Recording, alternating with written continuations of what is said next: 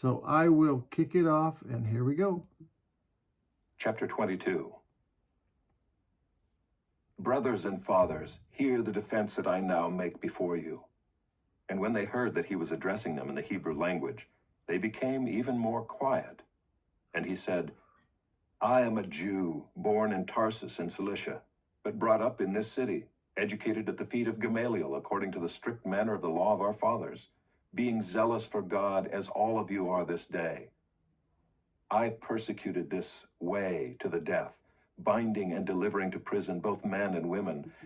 So the way is what they call the followers of Jesus, or Christians. They say it's a new sect, and so he kind of gave them a few pats on the back, saying, "Hey, I went to the most esteemed school of rabbinical study, and I studied under Gamaliel." That's like saying for a Trumpite, for a conservative, oh, I worked for Trump, right, or something like that. It's a big deal. And he says, I'm zealous, just like you. So he's trying to, and he's speaking in Hebrew, so he's trying to calm them down and to kind of try to worm his way into their thinking.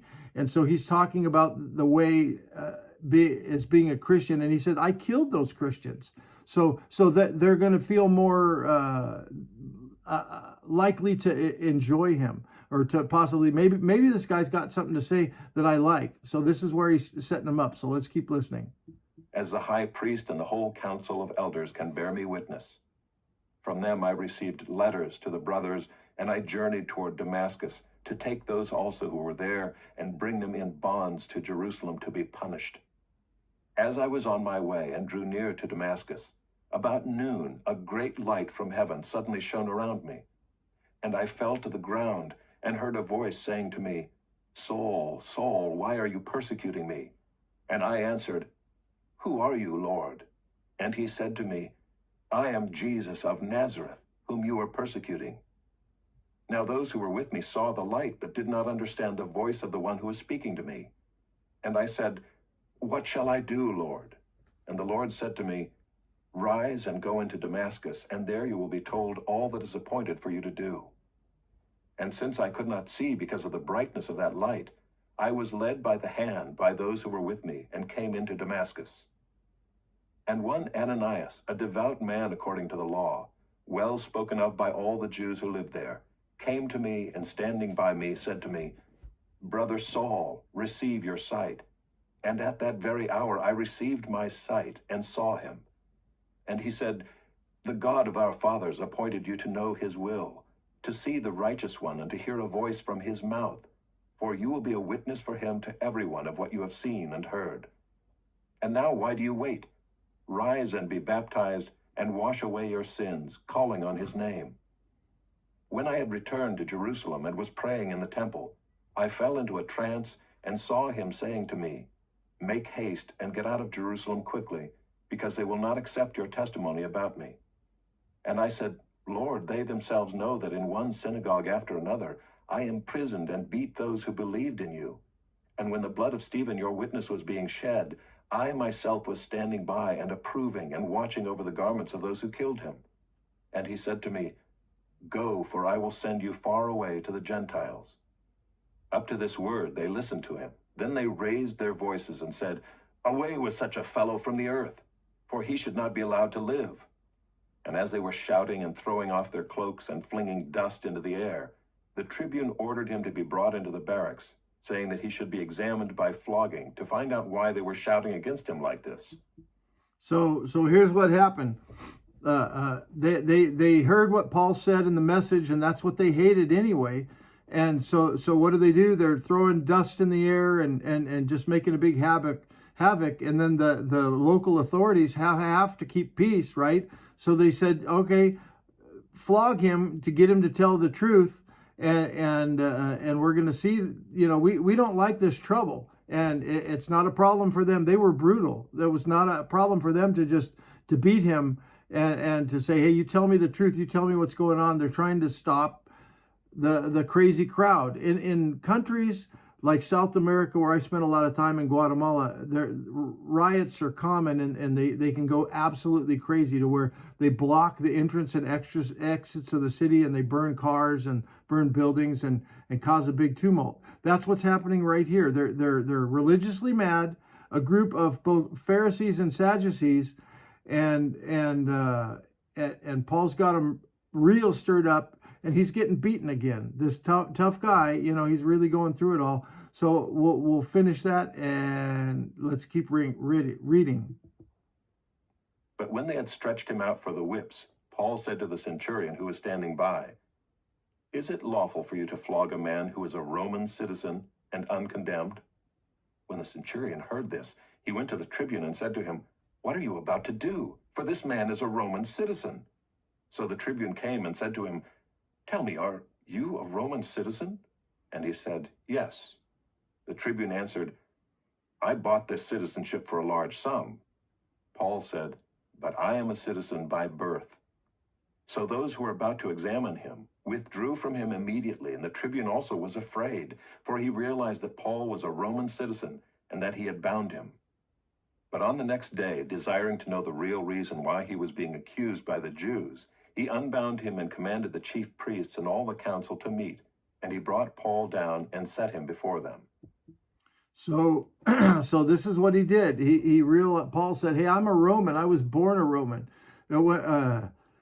When you think about it, the Roman guy, he had bought his citizenship to be a Roman, the centurion. But Paul said, "Hey, I'm born a centurion. That makes me better than you, kind of." And so there's certain rights and responsibilities in dealing with a Roman citizen. You could beat up a Gentile that was not a Roman citizen from anywhere, and you could treat them like a dog.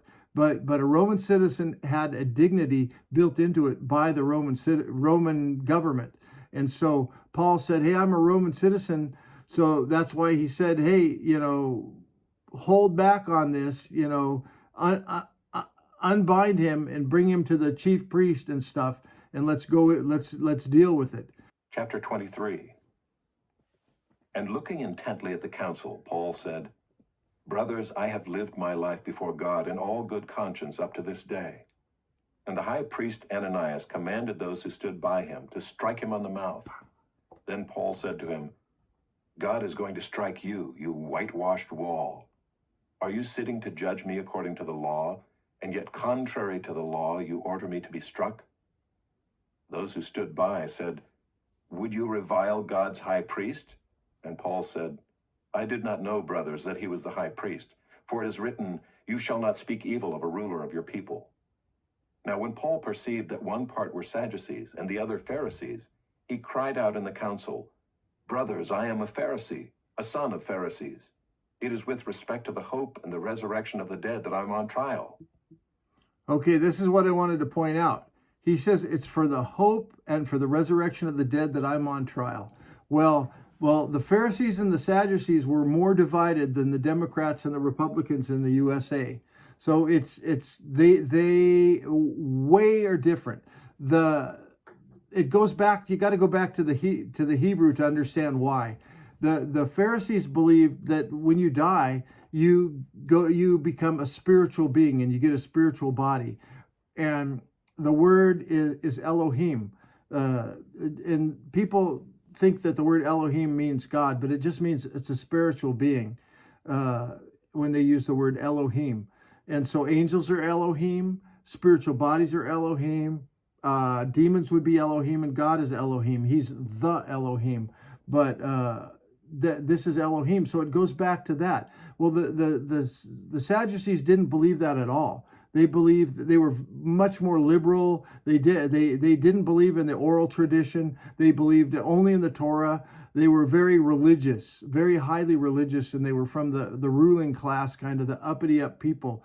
But they did not believe that there was a future spiritual body. And so when he's talking about that it's because that with the hope for the resurrection from the dead that I'm on trial, what he's doing is he's throwing a hand grenade in between these guys, and it's going to cause such a big a fight that they're going to have to haul Paul out of the city just to calm the whole mess down. So this is how wonderful it would have been to been a believer during that time.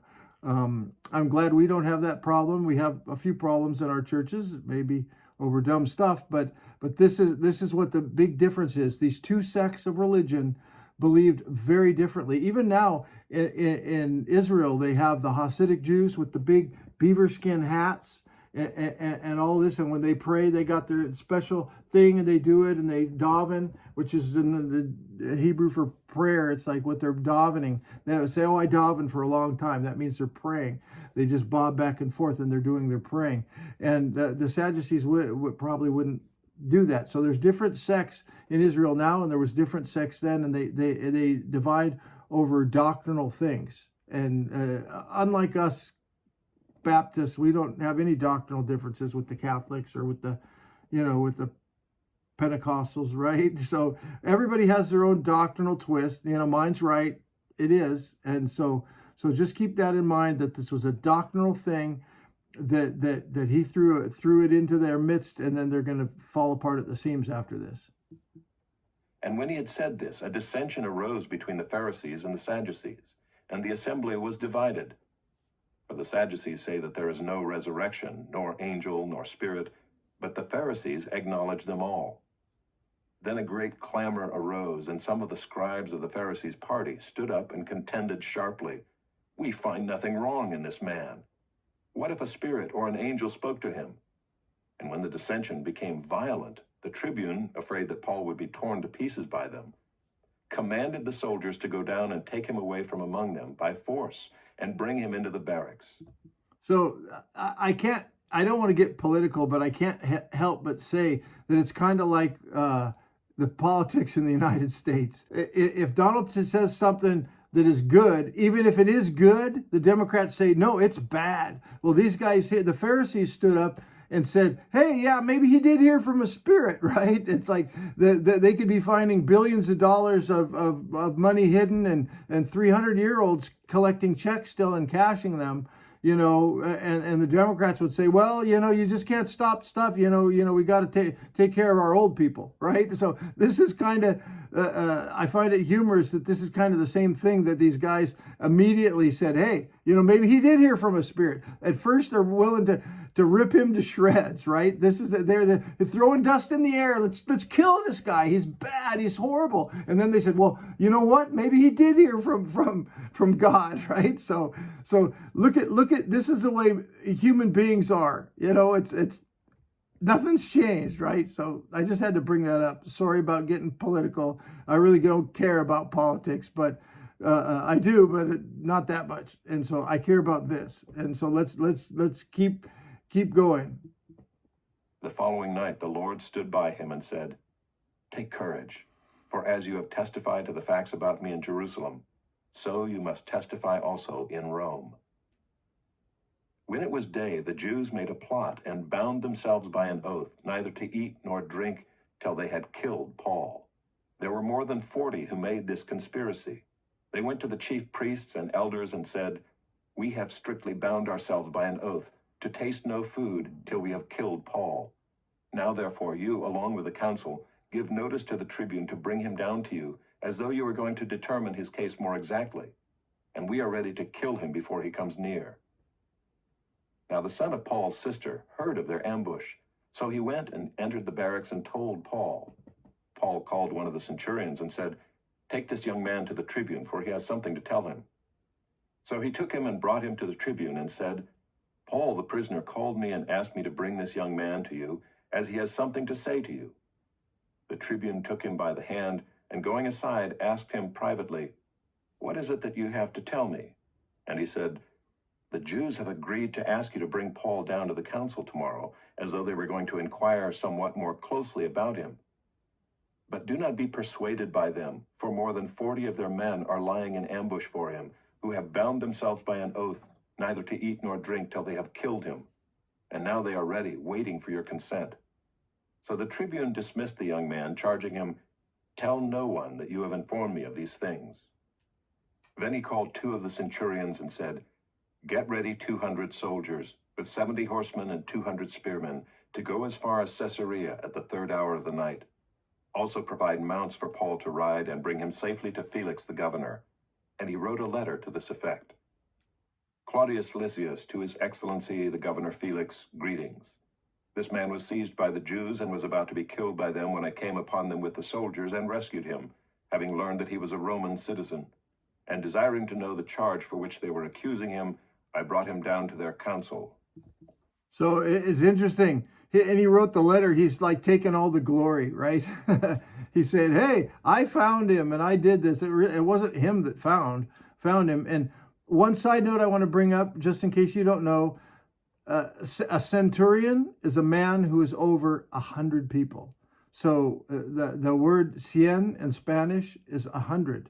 And so centurion or century, you know, so these languages are there. And so they said 2 centurions, 200 people. So just so you know, it's a little side note about centurions. You think if it's just one tough guy. No, it's a guy in his little mini army. So here we go. I found that he was being accused about questions of their law, but charged with nothing deserving death or imprisonment. And when it was disclosed to me that there would be a plot against the man, I sent him to you at once, ordering his accusers also to state before you what they have against him.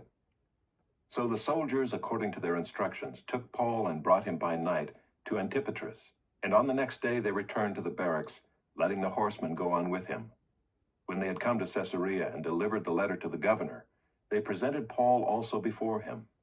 On reading the letter, he asked what province he was from, and when he learned that he was from Cilicia, he said, I will give you a hearing when your accusers arrive. And he commanded him to be guarded in Herod's praetorium.